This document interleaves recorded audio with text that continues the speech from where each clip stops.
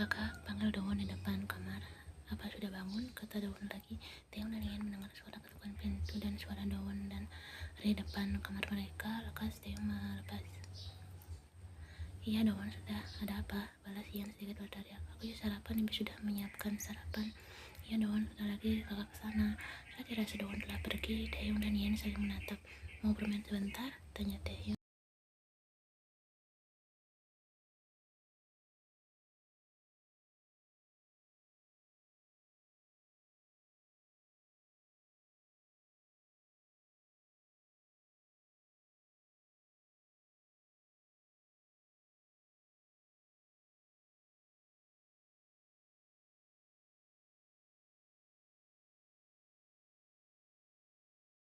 Anak buah Taeyong yang melihat tuannya datang lekas berdiri untuk memberi hormat. Terlihat anak buahnya merasa tak nyaman. Ada apa? Terlihat tidak nyaman, tanya Bibi pada anak buah Taeyong. Ini Bibi, kami tidak pernah melakukan makan satu meja dengan tuan, jadi kami rasa sedikit canggung.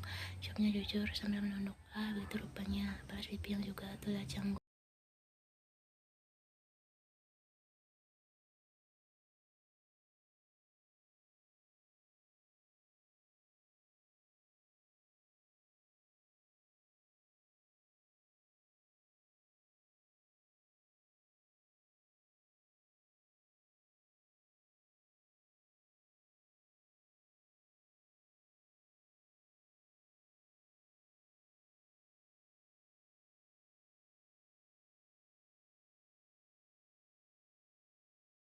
Anak buah Taeyong merasa bingung saat tuannya mengatakan tentang ibunya.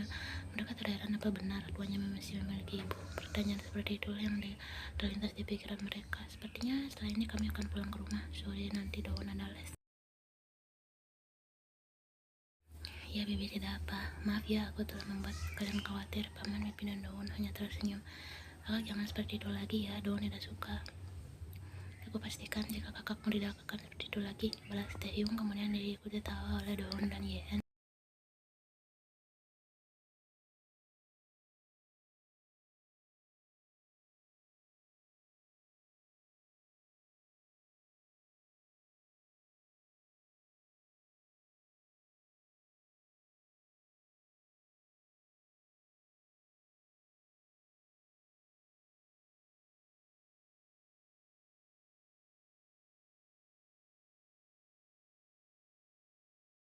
Setelah kepergian keluarga Yen, halaman datang sebuah mobil mewah terparkir di dalam mansion. Dan mobil tersebut berisi ketika rekan Taeyong datang bersama. Yen melihat ketiga rekan Taeyong keluar dari mobil dalam kondisi yang cukup mengejutkan.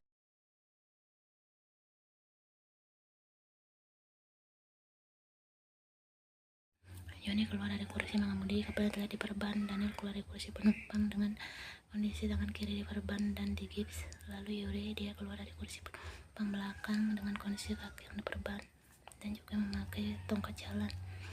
Hai bos, kau mana saja? Tanya Yuri. Masuklah, perintah Taeyong. Ian, Taeyong dan ketiga rekannya telah berada di ruang tengah dan duduk di sofa.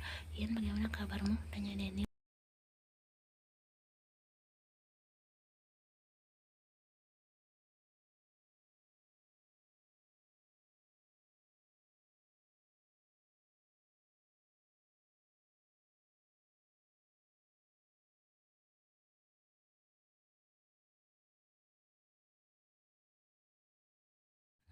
Sayang, aku akan melakukan rapat sebentar dengan mereka. Ya, kau ke kamar saja sekalian mempersiapkan beberapa barangmu untuk menginap di rumah ibu, kata Taeyong pada Ian.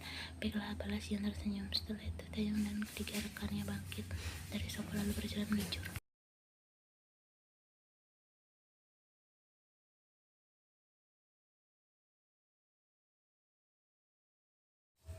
Saat Ian sedang berjalan menuju kamar, dia melewati dapur untuk melihat anak buah Taeyong tengah duduk di sana. Ian berniat mendekatinya. Hai, siapa Ian? Nona Ian, pegangnya terkejut saat memberi hormat. Sedang apa?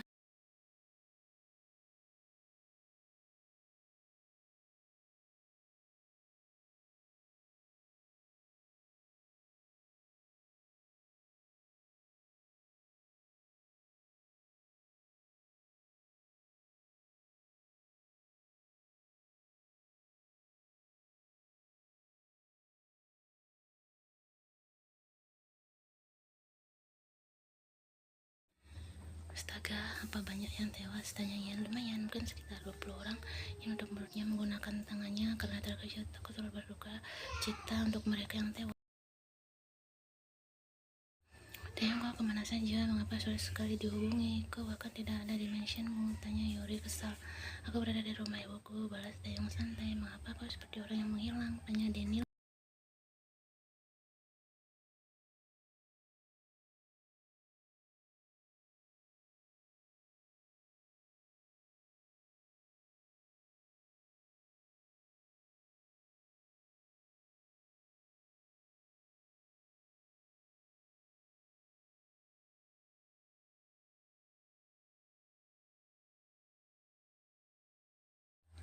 Apa, ada kendala pada bisnis? Tanya Taeyong lagi. Setelah perkelahian itu memang sedikit ada kendala, namun kami dapat mengatasinya, tak perlu khawatir.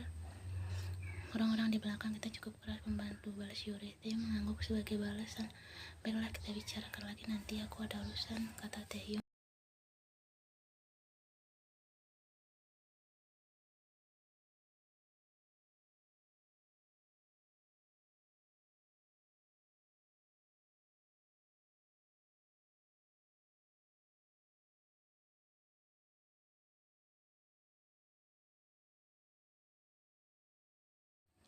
Taeyong memeluknya. Taeyong kemudian mencup pundak kanan Ian. Sudah siap? Tanya Taeyong lalu dia letakkan kepalanya pada bahu kekasihnya seraya menghirup ceruk leher kekasihnya. Ian menolehkan kepalanya sedikit ke belakang. Cepat sekali rapatnya, tanya Ian heran. Tidak ada hal penting yang perlu dibicarakan. Jika sudah siap, ayo berangkat.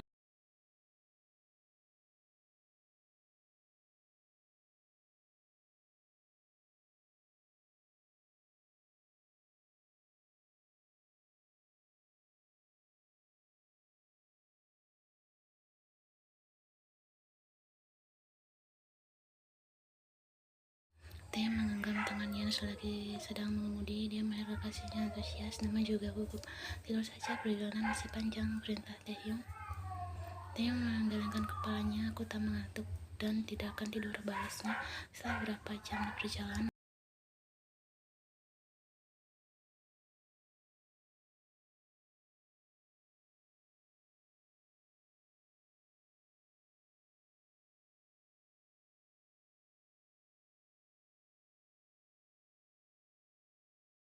Taeyong tersenyum karena melihat kekasihnya tengah tidur pulas, padahal Ian mengatakan jika dirinya tidak mengantuk dan tidak akan tidur. Namun lihat kini, Ian bahkan tidak sadar jika mereka telah sampai. Taeyong menusuk-nusuk pipi Ian menggunakan jari telunjuknya, berusaha untuk membangunkan sang kekasih.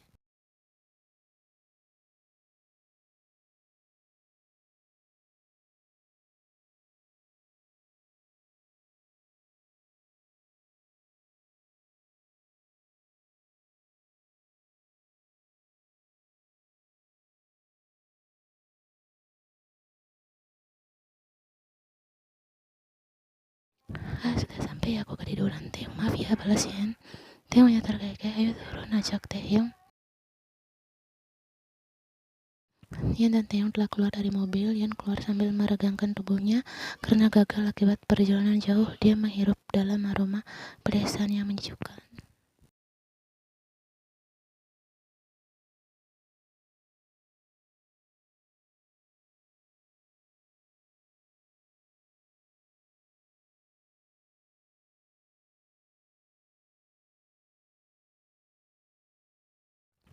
Aku gugup sekali, Taeyong. Ibuku juga pasti gugup menunggu kedatanganmu, balas Taeyong.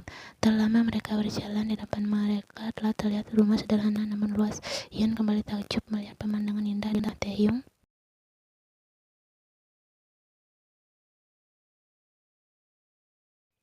Taeyong dan Ian telah masuk ke dalam rumah. Ibu, aku datang, panggil Taeyong. Tak lama wanita parubaya keluar dari dapur, masih mengenakan celemek. Lekas dia melepas celemeknya, mengambil anaknya dan Ian. Ibu Taeyong mendekati Ian, kemudian dipeluknya hangat. Ian sedikit terkejut, namun dia lekas membalas pelukan ibu kekasihnya. Ibu Taeyong melepas pelukannya, namun tangannya masih memegang kedua bahu Ian.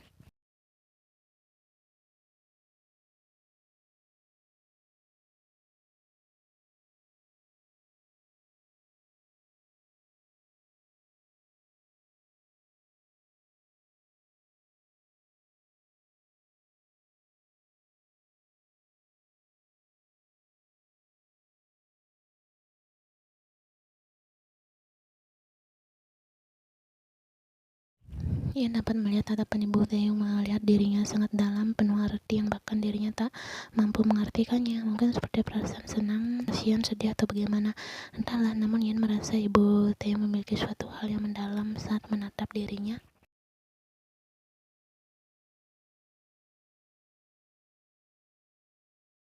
Setelah melakukan makan malam bersama dengan ibunya dan juga telah melakukan sedikit perbincangan ringan, Ian dan Taeyong kini telah berada di dalam kamar untuk bersiap tidur.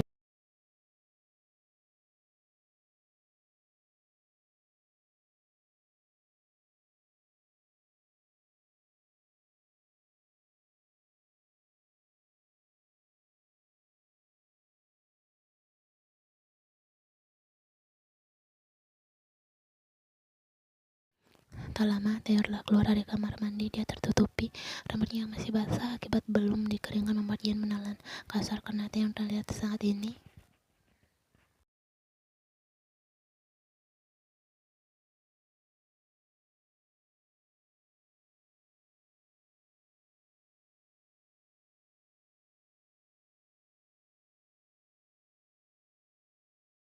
Tidak, aku ingin mandi, balas Ian cepat. Jangan lupa keringkan rambutmu, Taeyong, kata wanita itu sebelum masuk ke dalam kamar mandi. Taeyong mengangguk, kemudian dia bersiap untuk mengambil pakaian. Tak lama ia juga telah selesai mandi. Dia keluar menggunakan jubah mandi miliknya yang berwarna putih. Tak lupa rambutnya yang masih basah juga terbungkus oleh handuk kecil. Ian melihat Taeyong sedang berbaring di kasur dan telah memakai yaitu kaos hitam polos dan celana pendek.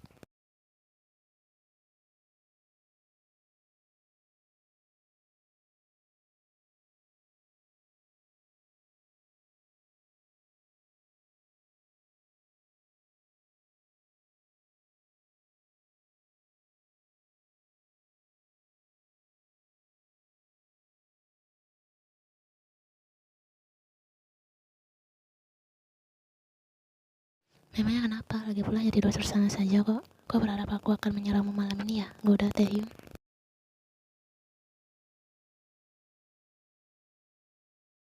Taeyong, balas Ian frustasi. Taeyong terkekeh.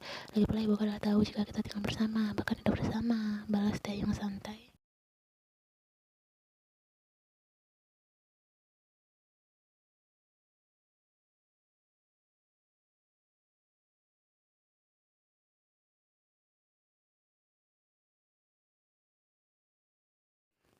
Pakai di saja, udah sering melihatnya. Ian hanya melontarkan tatapan tajam pada pria itu.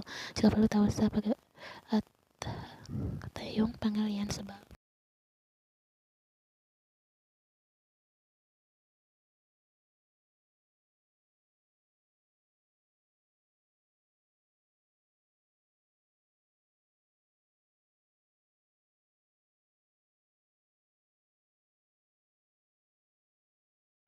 Ian berjalan ke kasur untuk ikut tidur. Di samping kasihnya, dirinya dengan Taeyong sedang sibuk memainkan ponsel masing-masing. Pemenit memainkan ponsel, Ian bangun dari tidurnya lalu turun dari kasur.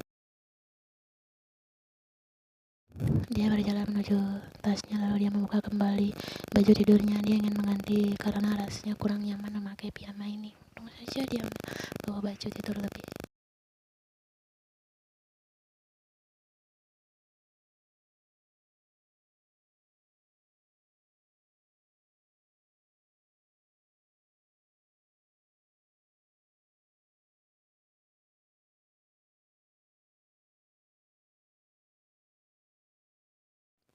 Taeyong melekatkan pandangannya pada Ian, namun tiba-tiba pandangan Taeyong menjadi sayu saat melihat Ian. Dia fokus ke suatu titik pada belakang kekasihnya yang mencuri perhatian. Ian menghembuskan napasnya perlahan saat telapak tangan Taeyong yang dingin menyentuh punggungnya. Pria itu mengusapkan telapak tangannya dengan lembut pada daerah bahu kiri kekasihnya. Ada apa, Taeyong? Tanya Ian gugup.